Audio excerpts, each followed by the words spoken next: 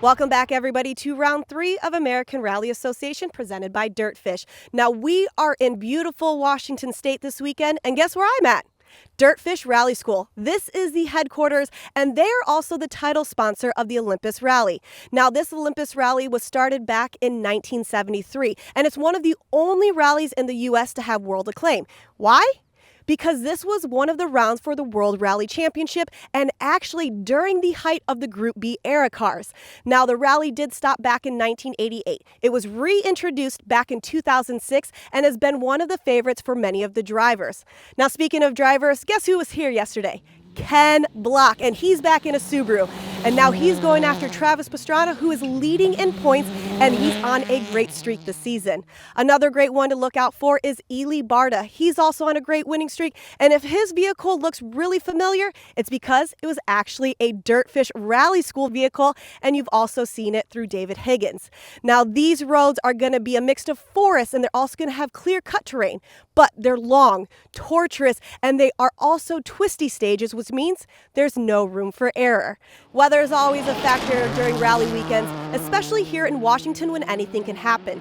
Now, the teams and drivers have been testing on dry gravel that you see all around me. However, this weekend, it's supposed to rain, so that's going to be a true test to how they adapt to all the weather conditions. Well, I'm still here at DirtFish headquarters. Follow me as I go talk to someone special. Well, I told you guys I was going to talk to someone special, and I'm here with DirtFish CEO Justin Simpson. Justin, thank you so much for joining me. You know, I got to ask you this because I get this question all the time. You're going to be the perfect person to answer this. Where does the DirtFish name come from? So the short answer is sliding in the dirt and fishtailing. It's pretty much that simple. We had a couple key team members from the founding team and back in 2010 when DirtFish started, just ideating stuff up on a wall, throwing names up there that had to do with rallying, and someone combined sliding in the dirt and fishtailing, and that was that. Well, there you guys go. Now you guys know, the more you know, the more you know. Well, this is a premier driving school. You know, drivers like Ken Block was actually here just a few days ago. What does that mean for you, for rallying as a sport, and what's for the future? Yeah, we're super excited to have Ken back in a Subaru. DirtFish has had a Subaru partnership for our entire time, 10 years. And yeah, we offer a ton of different opportunities for people out here at DirtFish Rally School. We have over 300 acres and programs anywhere from 2 hours all the way up to 3 days, private programs, and even customized programs for rally competitors who want to hone in their skills. So pretty much if you want to get into rallying or you want to have an experience about rallying and just experience it firsthand driving that car instead of just watching it on our channels, this is how you do it. Well, that's awesome. And one of the drivers in the ARA championship, Nate Tennis, he's an instructor here, which is awesome. And going off of that, can you talk to us a little bit about your partnership with ARA, how you're helping grow the sport in the United States? Yeah, Nate is our head instructor and program operations manager, so he's in charge with creating all of our programs here at DirtFish. And with our new partnership at ARA this year, we're the official media partner. So here we are creating content and getting things going, helping spread the word of rallying out to the rest of the global community. And really the objective of that is to further our interest in rallying and continue to grow the sport. I mean, we want to be the go-to place for rally news and information and content and supporting teams and fans. And we're doing that in our home country first with getting involved in the American Championship.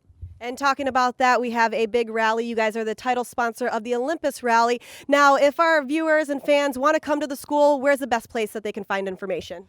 Yeah, just go to dirtfish.com. There's a little school link in the top right corner, and that gives all the information about our programs here at DirtFish. And then, of course, yeah, check out the Olympus Rally. So much history there, an amazing rally with even the Group B era back in the 80s. And we're super excited to be the title sponsor of that event, several years running. So awesome. Well, Justin, thank you so much for your time. You guys stay tuned because we're about to go talk to some of the teams and drivers about the Olympus Rally this weekend. The 2021 Olympus Rally is here, and I'm hanging out with Derek from the Hoonigan Racing Division. Derek, walk us through how it's been. Ken's back in a Subaru. What are your thoughts on that? Pretty big, I think, for the fans. We have a really good relationship with everybody with Subaru, Vermont sports car, from 2005 through to 2009. So 11 years difference and back with Subaru. It feels quite good. And going off of that, you're talking about it's feeling great good, 11 years in the making to come back full circle. What's Ken's thoughts on it that he's mentioned to you? No, I mean it's basically we had a small test, 30 miles. We got a fair bit done with the car. There's still a lot to do for Ken, so it's a big ask really for him to step into Olympus Rally, which we won in 2008 and won in 2012. So expectations are quite high, but we're just going to see how he plays out tomorrow morning on the first 3 stages, and hopefully dials himself in, and then we'll see where we are. Going from 100 Acre Wood to this rally, completely different. They're long stages throughout. Has he mentioned anything that he wants to, how he's going to stay in the game, especially with stages that are over 18 miles long? Yeah, this is a real classic event. 140 miles over the weekend. The split of stages tomorrow, there's 3 stages in the morning, they're repeated, and then you've got the 2 really long 18-mile stages. So you've got to just basically concentrate all the time. So yeah, it's basically not overdriving, concentration, and then basically just enjoy the stages. And going off of that, this car, it's beautiful, brand new livery on it. It looks wonderful out there. What are some main things that you guys changed on this car to make it geared towards Ken's driving style? No, historically, like Ken's car setup is quite in one direction. So we basically just concentrated that on the test, and after 20 miles or so, we were kind of getting there. So it's feeling more and more comfortable every time he drives it. So I think the competition tomorrow morning, as soon as we get into the first stage, he'll just pick up where he left off from the test, and we'll just keep on going on. And I expect us to make some changes during tomorrow to try and help him for Sunday as well. So. And going off of that as well, you said that he's got some miles on this, but it's a brand new car. Recce was today talking about that. The stages are going to be completely different, possibility of rain. So if Ken comes in and says he wants to change something, how long does something for like that it's going to take to change, especially differences with the weather? Yeah, well, it's just literally starting to rain now, so we expect it to rain overnight and into tomorrow. The big difference from normal is the ground's not saturated, so we've already kind of made a half push towards where we want to be for a wet course. So that work's already been done, and then we'll react again to see what the actual rain's doing in the morning. But I think we're in a fairly good place to start with, and then hopefully this rain will just keep the dust away. Awesome. Well, thank you so much, Derek, for your time. I really appreciate it. Best of luck to you and the team this weekend. Thank you. We're really pleased to be here. Thank you. Brandon, thank you for taking the time. It's always great to chat with you. The first 2 rallies are out of the way.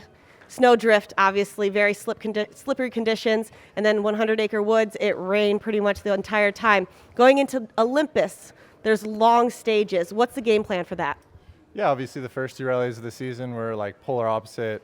We had super icy, snowy conditions at Snowdrift, and then Missouri's like flat out the fastest roads that we're on all year. And now we're at Olympus, which are probably the most challenging roads and most twisty, and there's lots of gotchas out there. So, I mean, we've got a bit of rain, but that might actually help us just with the dust right now. It's pretty dry out there, and but maybe it'll get slippery a little bit.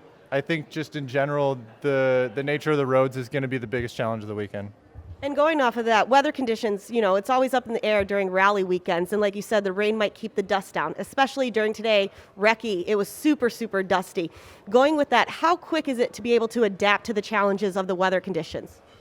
Well, you're going to have to adapt pretty quick here, or you're going to end up off the road. It's just sort of the way it is. But I feel comfortable on these roads. I think they're abrasive, so even when they get a bit wet, you can still find a lot of places to carry kind of the same amount of speed. You just got to be careful for the areas that maybe have like some more leaves down or a newer surface, and it gets really slippery. So you just kind of got to dissect your way through the roads, and obviously pace notes are going to be a key factor.